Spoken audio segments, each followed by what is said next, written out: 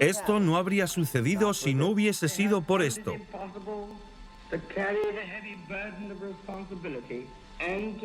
Me ha resultado imposible llevar la pesada carga de la responsabilidad y cumplir con mis deberes como rey como desearía hacerlo, sin la ayuda y el apoyo de la mujer que amo.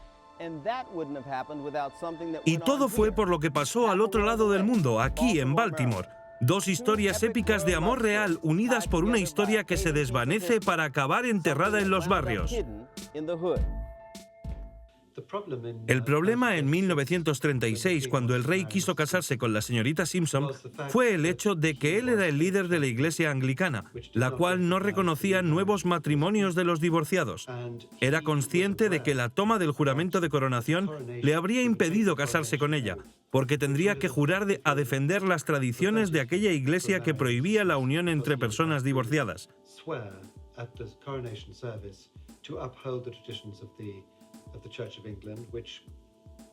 Es decir, la señorita Simpson no era inapta por ser estadounidense, sino porque tenía dos exmaridos viviendo, y eso es lo que el gobierno británico no aceptaría, y tampoco los gobiernos coloniales de Canadá, India, Australia y Nueva Zelanda, y varios otros países del imperio, todos los cuales debían ser consultados al respecto.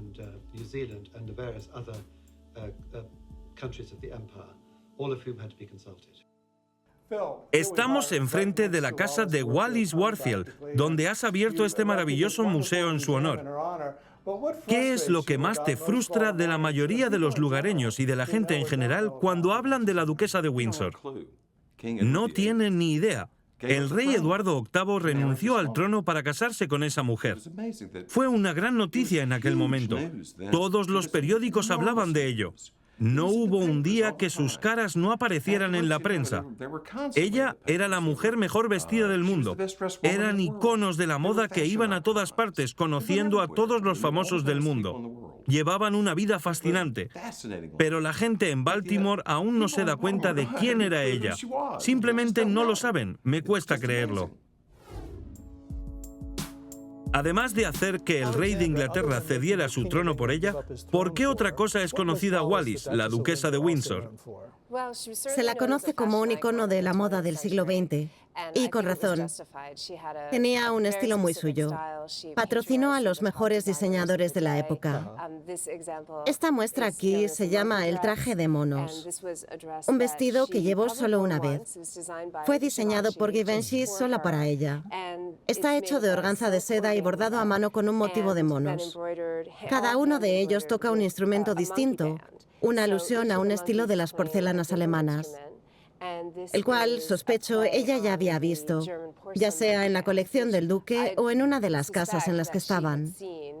Este traje fue hecho a medida para ella y no hay otro igual. Nos llegó a través de uno de sus amigos y familiares en las afueras de Baltimore y lo entregamos directamente al museo. También tenemos una foto maravillosa de ella con el vestido, hecha por un fotógrafo local, por lo que también existe un gran lazo entre la ciudad de Baltimore y esta prenda.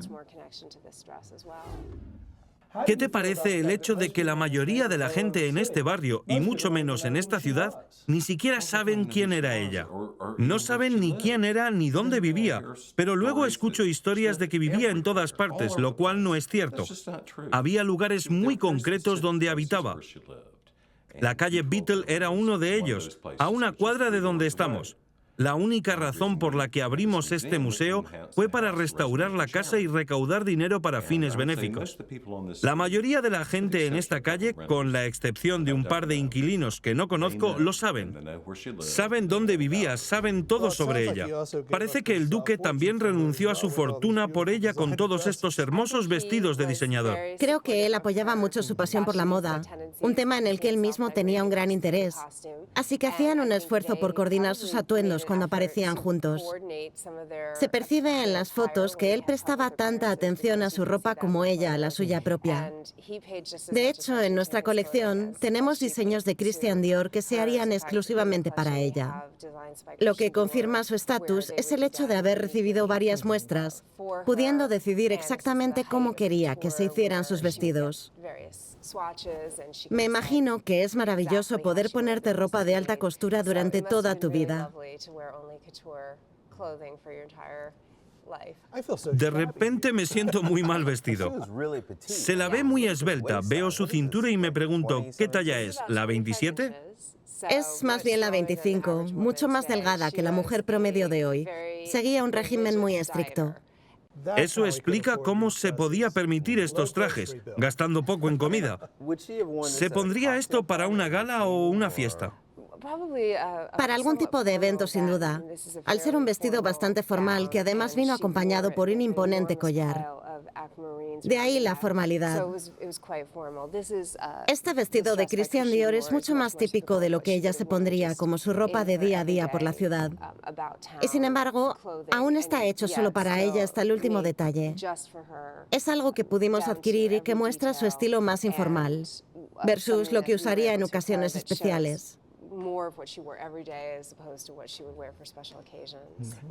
¿Cómo consiguió el museo estas piezas? Fueron entregados por un amigo y un pariente lejano en los años 60, mientras que las demás piezas fueron donadas cuando tuvo lugar la venta de célebes. Debido a la importancia de Wallis Simpson para Baltimore, los donantes consideraron importante que pudiéramos estrenar su ropa como una manera de mostrar su historia, una vez casada con el duque.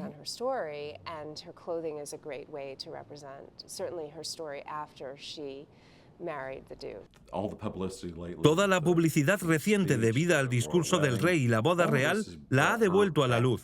Recibió mucha atención cuando, después de su muerte, sus joyas generaron unos 50 millones de dólares en una subasta en Ginebra.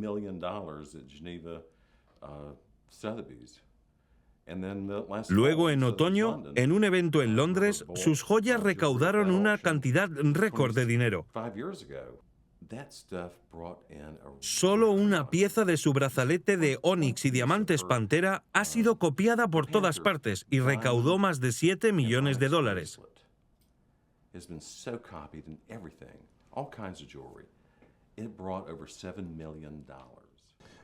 ¿Tienen programas o exhibiciones sobre ella de forma intermitente? Hemos tenido una exposición donde destacamos su moda e incorporamos préstamos de otras colecciones. Fue una exposición considerable. Acabamos de realizar un evento con una autora británica que escribió un libro sobre ella, en el que desvelamos parte de su ropa ante el gran público. Ha recibido insultos de todo tipo, incluyendo una sensación prevalente en la sociedad británica en 1936, y puede que incluso hoy, de que ella era prácticamente una prostituta de la esquina salida de Baltimore. Esto, por supuesto, era 100% falso, y tanto ella como la señora Merriman, su tía, estaban muy molestas por aquella percepción tan equivocada de su familia, dado que los Warfield podían rastrear su ascendencia hasta Inglaterra. Y de hecho provienen de Warfield, en Berkshire, no muy lejos de Windsor. Fueron una de las primeras familias fundadoras y constructoras del imperio. Su linaje se remonta al conde de Devon y hasta Eduardo I, e incluso más allá. Eduardo VIII también descendió de ellos, por lo que resulta curioso ver esos vínculos con los Wyatt y varios otros. Es asombroso considerarla descendiente del segundo conde de Dublín, ya que fue el fundador de la Guardia Nocturna creada por Eduardo III. Y luego está la capilla de San Jorge, donde asistió al funeral de su marido y donde posteriormente se celebró su propio funeral.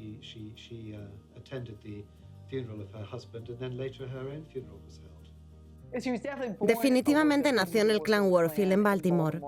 Pero una vez que sus padres murieron, sus circunstancias, también financieras, de repente cambiaron. Creo que ella siempre se arrepintió de ello y quería una historia distinta.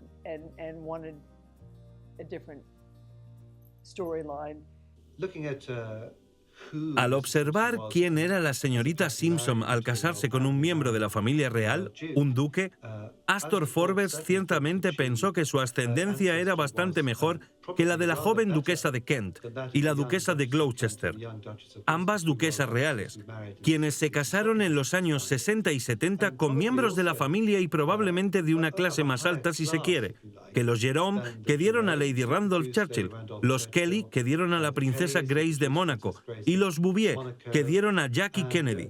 Sería justo decir que los Warfield eran la familia más respetada de las tres. Esto no quiere decir que las demás no eran respetadas, pero la suya se consideraba la mejor.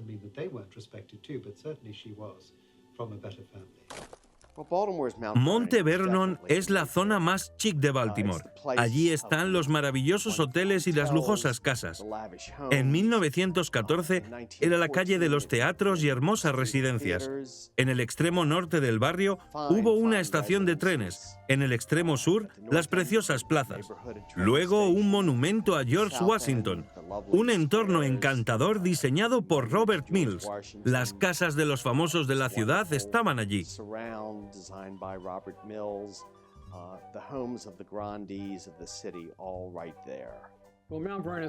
La plaza del Monte Vernon en aquel momento era el centro de la riqueza de Baltimore.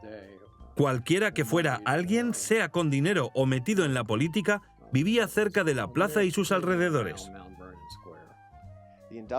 Los barrios industriales están lejos. Monte Vernon es un poco remoto. Les son ajenos los silbatos de vapor, el ruido de las fábricas y del puerto. Es un lugar muy tranquilo donde se escuchan los cascos de caballos sobre los adoquines.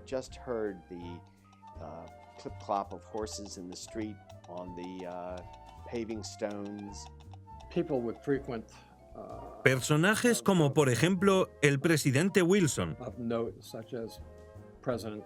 Teddy Roosevelt, William Halbert Taft, H.L. Mencken, William Jennings Bryan,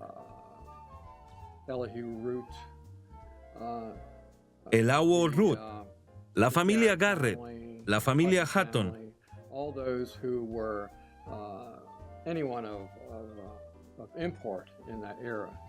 Todos aquellos que fueron alguien importante en aquella época frecuentaban la plaza del Monte Vernon y sus eventos que se organizaban en las casas privadas.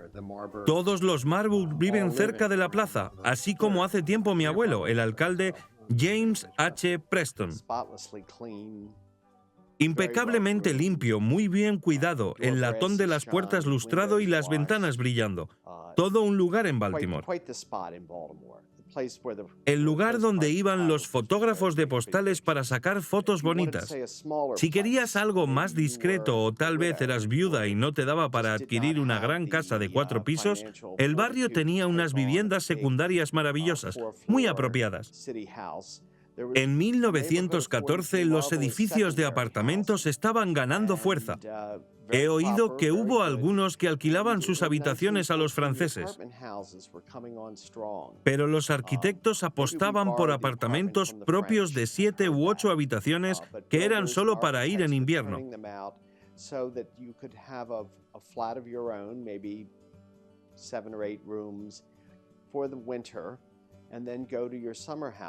En verano te ibas a tu casa de verano, cubriendo los muebles con sábanas blancas y volvías en septiembre cuando no hacía tanto calor. Las personas que tuvieran alguna procedencia económica tendrían casas en la plaza del Monte Vernon, ya sea en Monument o Charles Street, o en alguna zona inmediata. Holmes, la familia Garrett, la familia Hatton, mi abuelo, el alcalde Preston. No creo que haya ningún expresidente que viviera allí, pero todas las personas adineradas tenían sus casas en el área, más que en cualquier otra parte de Baltimore.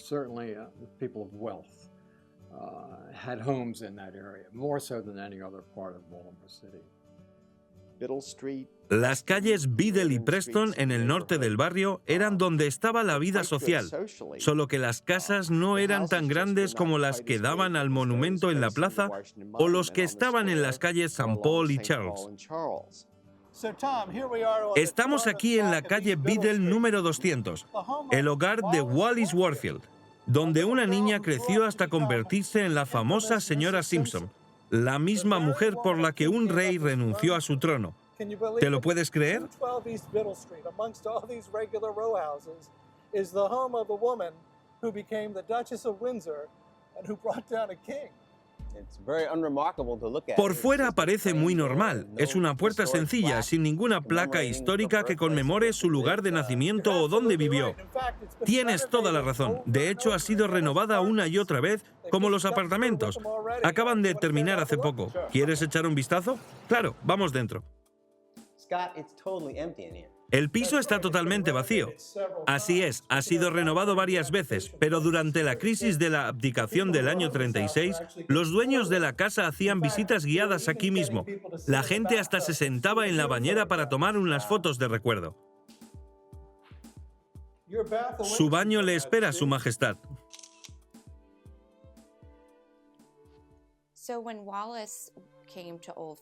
Cuando Wallis llegó a Oldfields, su tío la llevó a la escuela. Su intención para ella era tener un lugar donde estar y donde ser cuidada, tanto para estar cerca de la familia como para aprender ciertos modales y la etiqueta.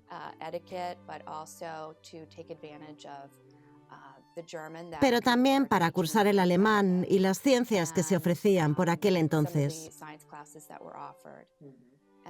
Era simplemente un lugar de refugio para ella. Alice y Wallis Warfield estaban en la misma clase en Oldfields. Aunque Wallis no podía darse el lujo de hacer su debut ni estaba patrocinada como se debía, asistió al debut de Alice, mi tía Alice Preston Carrington, en 1914.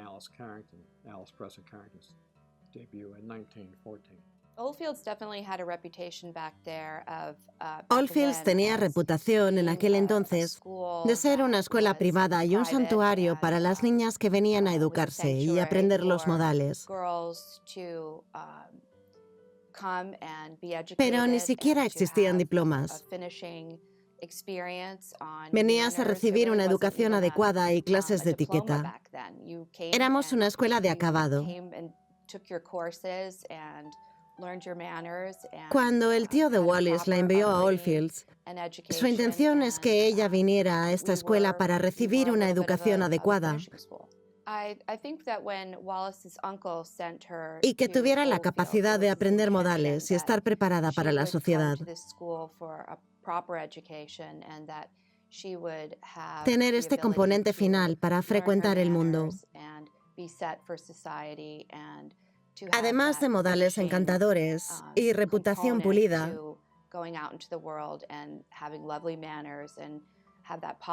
adquirió la experiencia de cómo comportarse en sociedad.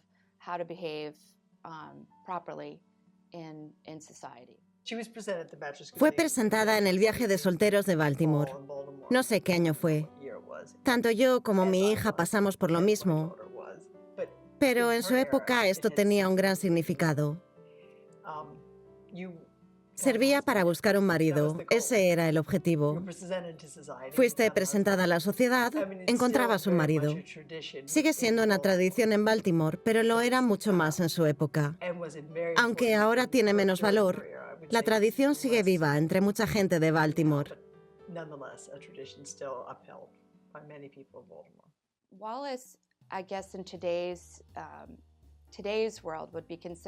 Hoy día Wallis sería considerada una chica un poco mala.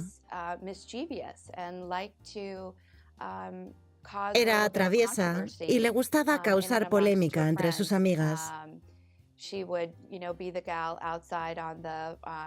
Ella sería la típica chica fumándose un cigarrillo en la escalera de incendios.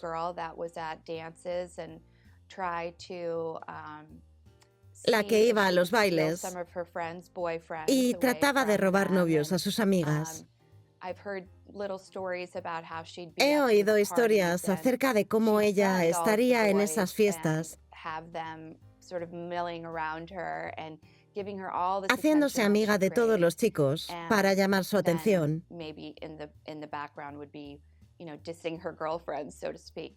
Y tal vez luego hablar mal de sus amigas para alejar a los chicos de ellas. Este es el Club Maryland. Ha sido el bastión de la sociedad masculina aquí en Baltimore. Mi abuelo, James H. Preston, fue el alcalde de Baltimore de 1911 a 1919. Fue el principal responsable de la modernización de la ciudad de Baltimore. Wallis y Mary, la hermana de Alice, eran muy cercanas y Mary era probablemente 6 años menor que Wallis y Allison. Y Wallis tenía mucha envidia de la alta sociedad de Baltimore. Tenía muchas ganas de estar allí, pero estaba un poco expulsada porque no tenía el dinero o el patrocinio.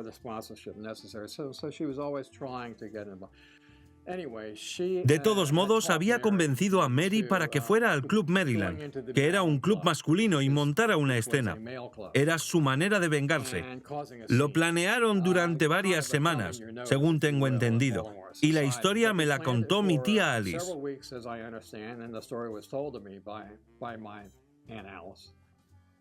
Aquí es donde Wallis Warfield Simpson causó muchos problemas por disfrazarse de hombre. ¿Disfrazarse de hombre para qué? Verás, es un club solo para hombres y ella sabía que para entrar tenía que pasar por hombre. ¿Todo esto para poder entrar? Así es, convenció a la hija del alcalde para que se disfrazara con ella.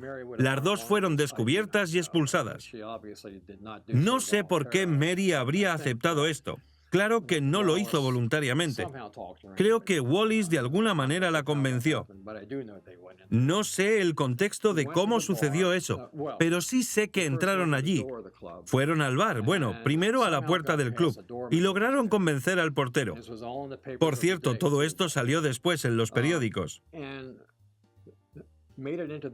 En fin, llegan a la parte trasera del club. Es donde estaba el bar en aquel entonces. Su camuflaje fue lo suficientemente bueno como para que las atendieran en el bar.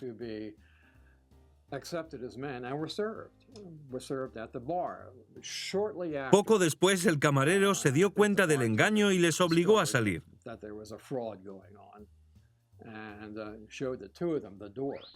Al día siguiente en la prensa se leía: la hija y amiga del alcalde quedan expuestas en el Club Maryland.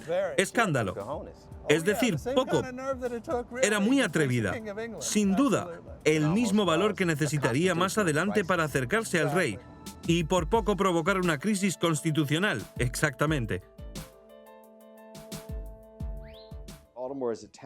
Baltimore es una ciudad donde admiramos los linajes y a principios del siglo XX la columna social en The Sun y el American se leían con la misma intensidad que las columnas de noticias.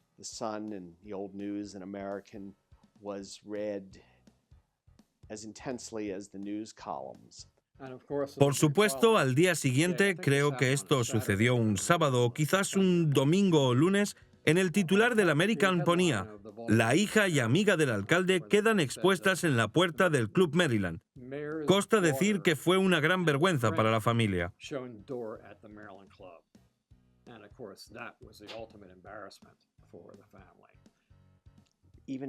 Incluso los que no estaban en el círculo social leían sobre la señora fulana de tal, y quién estaba tomando el té, y quién se fue al bar Harbor, y quién a Florida. De este caso se habló mucho en los periódicos de Baltimore. En Maryland tienes que tener mucho cuidado con lo que dices sobre otra gente, porque podrías estar relacionado con ellos, y a menudo es el caso.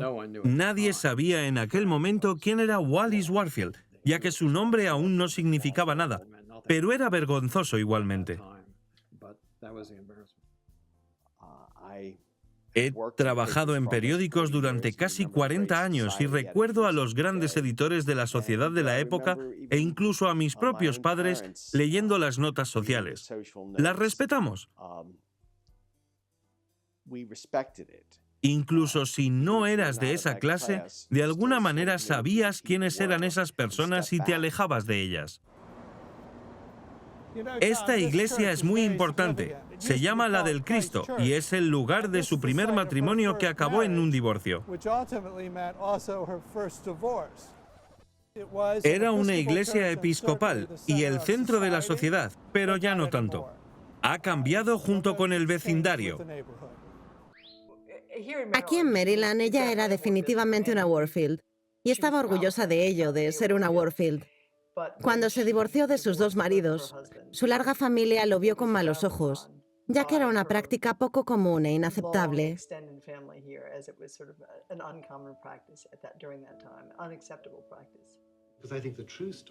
La verdadera historia es interesante y se puede tener una discusión interminable sobre cuáles fueron sus intenciones con el rey y viceversa. No me equivocaría al decir que él no quería ser rey, mientras que ella estaba fascinada por él y halagada por todo el asunto. Eran dos personas que buscaban escapar, y eso es más o menos lo que pasó. Estaba muy triste, quería tener una vida sofisticada y elegante al lado del príncipe, pero con la abdicación que se fue de las manos ya no pudo disfrutar de la oscuridad y la diversión. Hasta la abdicación fue todo una fiesta de amor y disfrute para ellos, o al menos parecía serlo.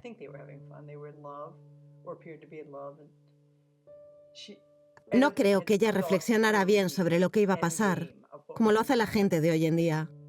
Simplemente quería un cierto estilo de vida que sentía que le habían negado cuando era niña, e iba a conseguirlo contra viento y marea. Después de eso, debe de haber sido muy difícil para ella, mientras que él permanece obsesionado con ella hasta el día de su muerte.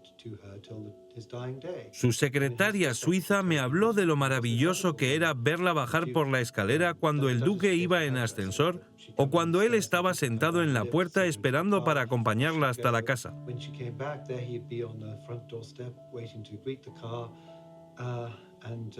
Pensé, en teoría suena maravilloso, pero en práctica es espantoso. Quiero decir, si quieres un Spaniel, cómprate uno, no te cases con él. Tener a alguien siguiéndote y él siempre estaba inseguro pensando que ella lo iba a dejar y temía que algo terrible pudiera suceder. Habría sido terrible si ella muriera antes que él, desde su punto de vista. En fin, fue igual de terrible lo que le pasó a ella más tarde al sobrevivirle 14 años. Wallis en realidad siguió una tradición de casarse bien. Las nietas de Charles C. Carrollton cruzaron mares y se casaron con miembros de las mejores familias de Inglaterra. Y luego llega Betsy Patterson y se casa con el hermano de Napoleón. Algunos en la familia real dan entrevistas ahora, pero ciertamente no fue el caso antes. No encontrarás entrevistas con la reina madre ni tampoco con Jorge VI, ni con nadie de aquella generación. Simplemente no las daban. Pero los Windsor, porque hasta cierto punto estaban abandonados y porque estaban aquí en los Estados Unidos, dieron entrevistas, hablaron con Ed Morrow, aparecieron en su película La historia del rey. Estaban muy interesados en transmitir su punto de vista a los medios. En ese sentido, también fueron creadores de tendencias y se adelantaron a su tiempo. Supongo que el estilo de la señora Simpson como duquesa de Windsor es bastante divertido. Mucho se mencionó en el momento de la reciente boda real, donde algunos de los trajes de Kate Middleton estaban inspirados en la duquesa de Windsor. En todos los sentidos, durante los últimos 2 años ha pasado a primer plano en la conciencia social y por eso se ha convertido de nuevo en una especie de icono de estilo y una persona cuya posición, circunstancias, lugar en la historia y motivos han sido reexaminados en gran parte a su favor. Aunque no lo vemos todos los días, es algo que a través de nuestra programación podemos sacar a la luz y compartir con el público. Y, por supuesto, poner a disposición si hay solicitudes. Yo diría que el vestido de mono, junto con algunas otras cosas de la colección, son los objetos más solicitados. Creo que el año pasado he estrenado el vestido de mono como unas 10 veces, por lo que es un objeto conocido y muy icónico de nuestra colección. ¿Y qué pasa con los monos? ¿Por qué monos? Podría ser en referencia a las bandas de monos de porcelanas alemanas con las que probablemente ella estaba familiarizada, y era algo que la haría destacar. Era su manera de llamar la atención y hacer que todos le preguntaran, ¿por qué monos? ¿Qué quieren decir? Se le daba muy bien llamar la atención con su ropa. Aparte, fue algo divertido y gracioso. En el siglo XX había bandas de ranas, pero en el siglo XVIII y XIX eran bandas de monos, y cada mono tocaba un instrumento diferente. Cada uno de los monos en este traje toca un instrumento distinto. Uno la zampoña, uno con castañuelas y hay uno que tamborilea. Cada mono tiene una expresión algo diferente. Y lo que admiro del sentido del estilo de la duquesa es que era un estilo muy clásico, en el sentido de que era una confección muy meticulosa. Ropa muy ajustada, pero siempre con un poco de fantasía. Cuanto más miras su ropa, se ve que, aunque las líneas son muy estilizadas y la confección es meticulosa, las telas son muy elegantes y sencillas, siempre hay este toque que la haría memorable. Cuando conoció al duque y se presentó en la corte, vino vestida de lila y verde, colores poco típicos para una mujer en la corte en aquella época. Pero ella lo hacía para llamar la atención.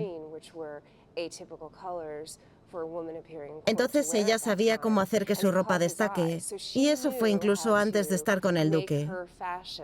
Cuando ves sus antiguas fotos, ya tenía un tremendo sentido del estilo y sabía cómo lucir bien.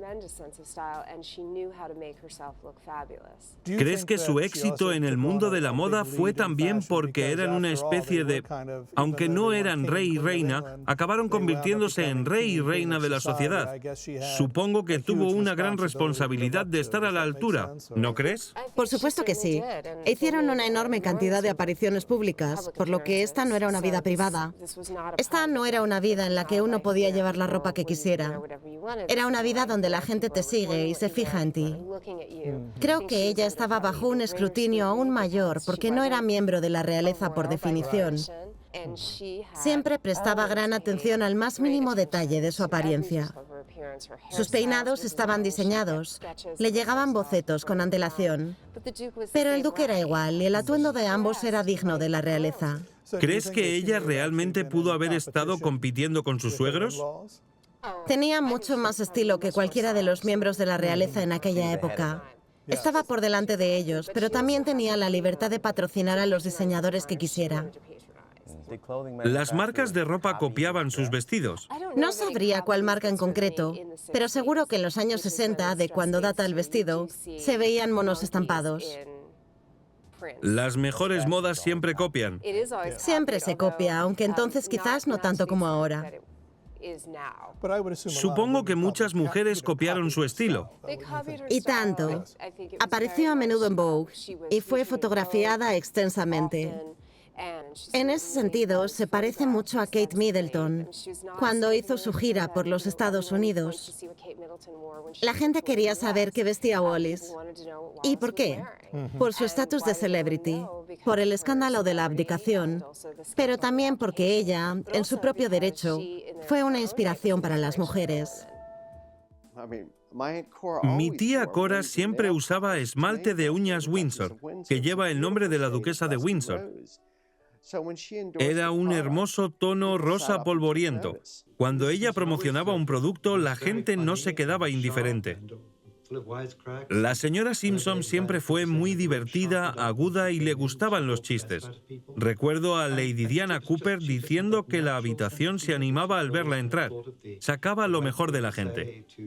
Creo que tenía ese sentido natural del humor donde siempre sabía qué decir o cómo contar una historia graciosa. Por supuesto, es bien conocida su famosa frase: uno nunca puede ser demasiado rico o demasiado delgado. Me gustó la historia que contó una vez cuando ya era mayor. Si no tienes nada bueno que decir sobre alguien, di que baila bien. Así que ella bailaba muy bien. Lo que es interesante acerca de la señora Simpson son las cosas que la gente ha dicho sobre ella, en el momento de la abdicación, durante su vida y lo peor de todo, después de su muerte. Por supuesto, si te involucras en un gran drama como la abdicación, se dirán las cosas más espantosas sobre ti. La han acusado de posiblemente ser un hombre, lo cual es un disparate total, como sabe de inmediato cualquiera que la cuidó.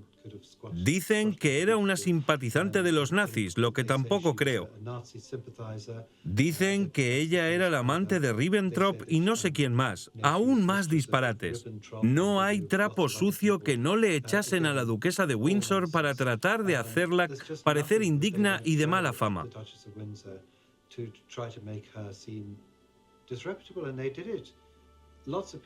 Incluso funcionarios bastante serios y sensatos que trabajaban para el gobierno británico podían hablar de un supuesto dossier de China y cómo ella recurrió a todo tipo de prácticas sexuales para enamorar al rey en Shanghái. No hay ni la más mínima prueba que respalde ninguna de estas acusaciones, pero siempre se quedarán porque el barro se le pega a uno que se vio involucrado en una gran crisis, en un gran drama como la abdicación. Así que puede que estos mitos nunca desaparezcan por completo. Y es una lástima, ya que ella ahora es un signo de aquellos tiempos para la gente que se interesa por este tipo de figuras, como la duquesa de Windsor. En general, buscan suciedad. Quizás ni siquiera les importe si es verdad o no, lo cual creo que es una gran vergüenza. Una de las cosas más interesantes de Scott, en la que nadie pensará, son todos los recuerdos de la coronación. Todos estos libros escritos sobre ella y todos estos recortes de periódicos. Una cosa, en este CD están los archivos del FBI sobre el duque y la duquesa. ¡Wow! Hay acusaciones de simpatizar con los nazis. Hay 4 cartas escritas a mano a J. Edgar Hoover. 2 son anónimas, 2 tienen remitente. Lo que nunca escuchas sobre las cartas es que parecen escritas por alguien neurótico, estando llenas de errores gramaticales. Obviamente las escribió alguien muy poco listo, acusándola de ser espía nazi y que fuese arrestada.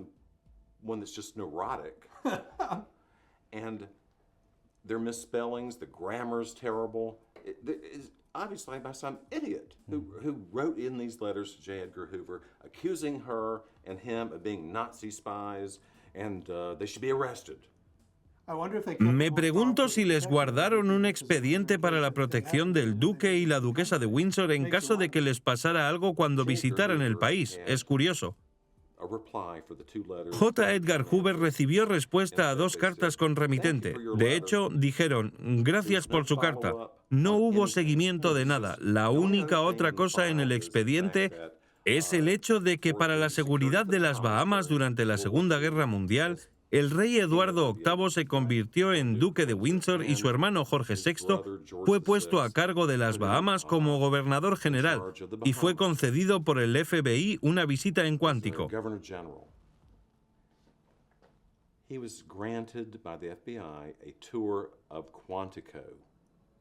¿Como gobernador de las Bahamas? Sí. ¿Cómo conseguiste todas estas cosas? Todo fue supervisado por el FBI y el servicio secreto, y obtuve todo el material. Como son periódicos muy raros y son auténticos. Algunos los encontré en subastas, algunos fueron donaciones. Son muy interesantes de leer. Todo este material es increíble.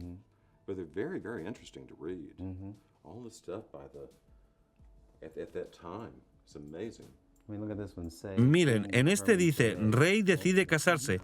El rey decide casarse con Wally y se casó. Así fue. La pregunta que cabe hacerse es, ¿qué habría ocurrido si no hubiese pasado por Francia? Si ella se quedara, ¿lo habría persuadido para que no abdicara? Lo que bien podría haber hecho. Ella siempre pensó que él era un hombre que había tenido varias amantes y novias en el pasado, y que su estrella se apagará y llegará a un punto en el que volvería al amable señor Simpson con algunas joyas en su haber. Creo que el señor Simpson no estaba tan convencido de que eso fuera posible, pero es interesante pensar que nunca pensó que llegaría mucho más lejos. Si hubiera permanecido como rey, algunos sugieren que podría haberse salido con la suya casándose con ella en una fecha posterior. No estoy tan seguro, debido al juramento y varias otras cosas. Creo que presentaron un caso muy sólido contra aquel matrimonio, pero tal vez si se hubiera establecido como rey por unos años más, tal vez se hubiera casado discretamente con ella, como lo han hecho otros reyes en la historia, sobre todo en el extranjero. Podría haberse salido con la suya, pero este es uno de los grandes easy de la historia. Creo que al final todo salió bien, salvo quizás por los propios Windsor. No estoy seguro de si la vida que llevaron más tarde les habría hecho especialmente felices. Es un buen consejo para los jóvenes que si tienen que elegir entre el deber y la felicidad, que elijan el deber, porque a la larga siempre te hace más feliz. Ellos hicieron lo contrario. Ella inspiraba un respeto similar, creo que tal vez comparable con el de Jacqueline Kennedy, pero no se dijo nada en su contra. Su aparición en una fiesta aseguraba una gran asistencia. Había que ver lo que llevaba puesto. Le copiaban el lápiz labial y el esmalte de uñas.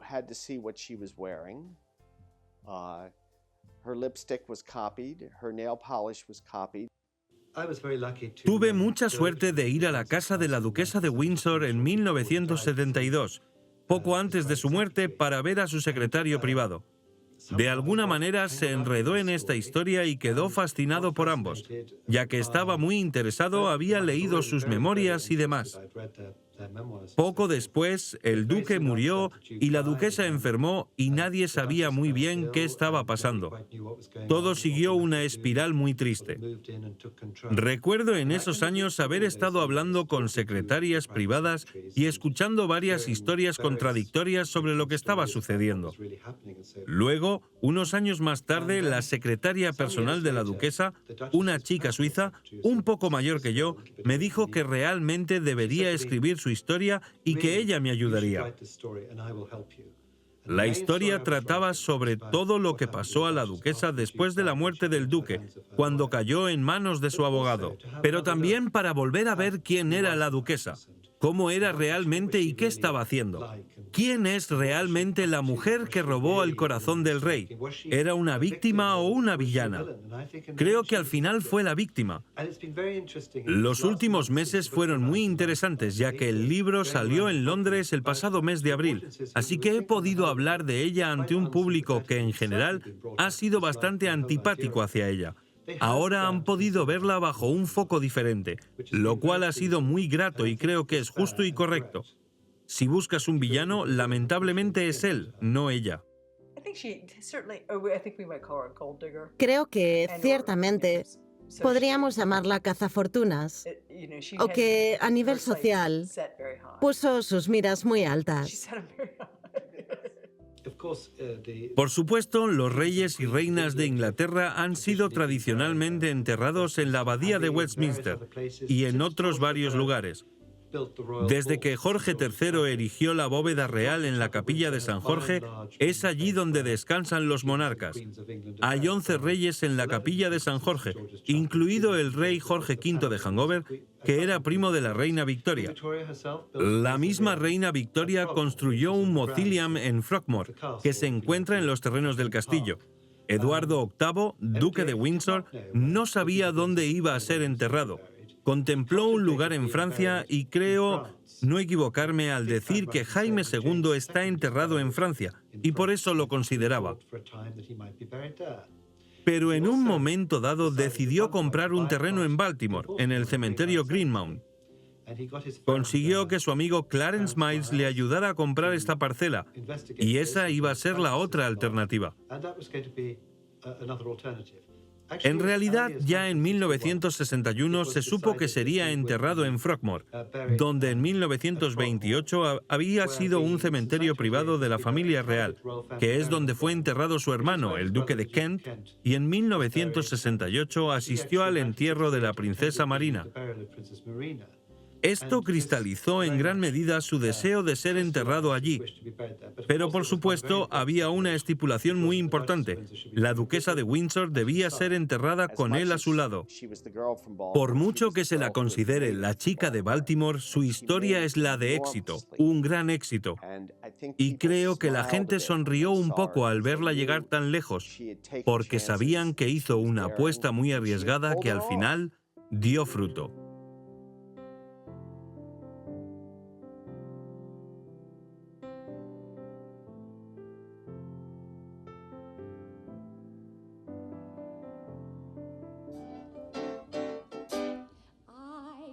Dance with a man who's danced with a girl who's danced with a freak